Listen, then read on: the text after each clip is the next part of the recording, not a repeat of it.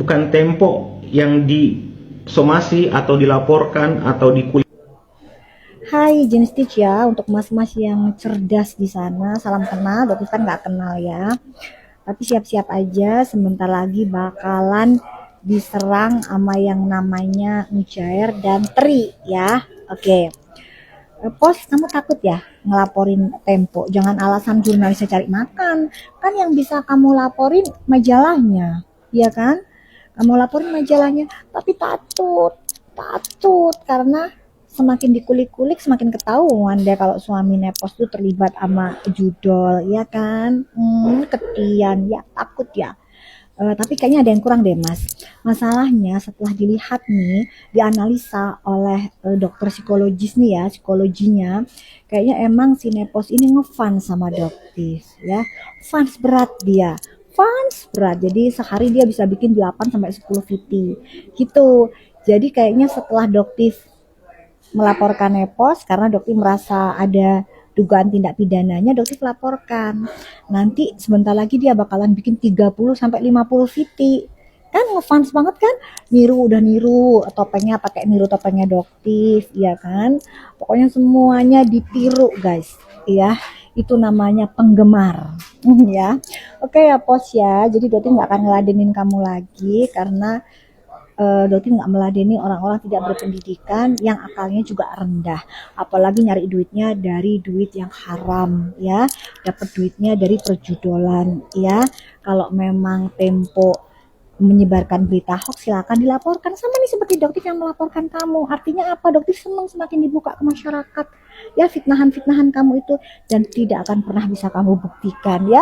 Jadi silahkan nanti mumet sendiri ya menghadapi penyidik, silahkan dihadapi. Dan untuk Bapak bintang-bintang di sana jangan ada atensi ya Pak, buktinya sudah jelas banget Pak, buktinya jelas banget. Jadi jangan ada atensi, biarkan kasus ini berjalan apa adanya, tegakkan hukum secara tegak lurus ya, equality before the law ya. Jadi semuanya berhak untuk mendapatkan keadilan yang sama, tidak ada backingan bintang-bintangan. Oke ya guys ya, sampai ketemu lagi di VT-VT selanjutnya. Kita akan bertemu di review-review skincare selanjutnya. Maaf ya Pos, Dotif nggak ngeladenin kamu lagi, maaf ya, jangan tantrum. Bye. Salam cerdas bareng Doktif, Dokter Detektif. See ya. Oke, jadi gue akan coba mengupas kenapa bukan Tempo yang disomasi atau dilaporkan atau dikulik-kulik atau diobok-obok sama Namaste ini. Kenapa? Kenapa Doktif? Nah, gue akan kupas ini semua. Karena ini pertanyaan pertanyaan gue juga, dan pertanyaan teman-teman semua. Jadi gue coba untuk mencoba menjabarkan kenapa Tempo tidak dilaporkan atau tidak diusik-usik, hanya Doktif. Yang pertama, Tempo itu adalah media besar. Tempo itu adalah media investigasi yang sudah lama dan cukup dikenal. Ketika mereka sudah mengeluarkan statement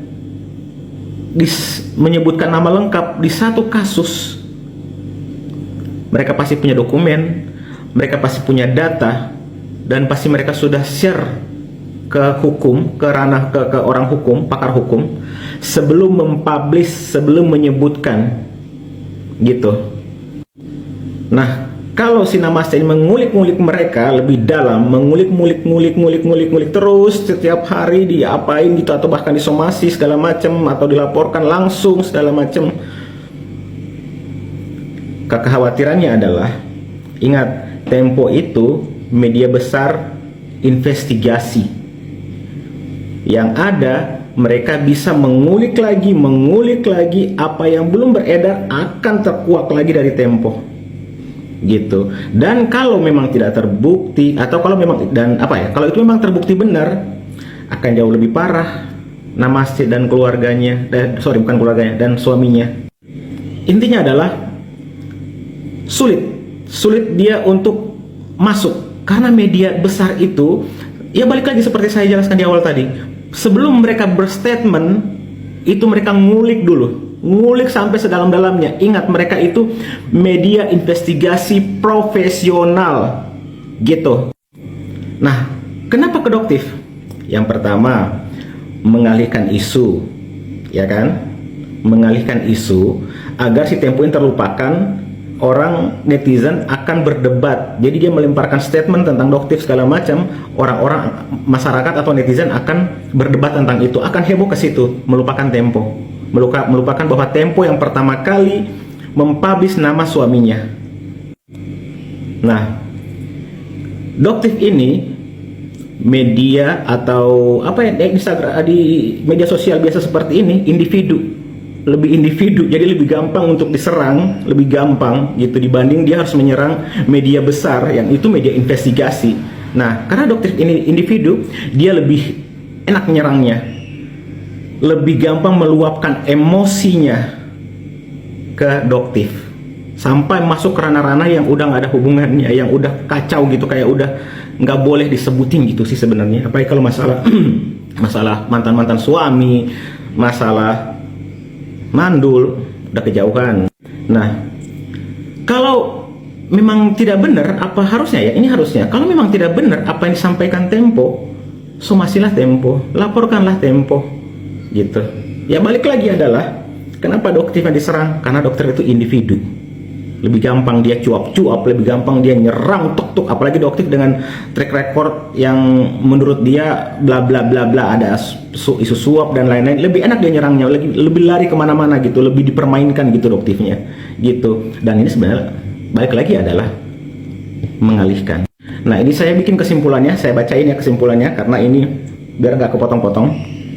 Jadi kesimpulan, kenapa Namaste marah ke doktif dan bukan Tempo?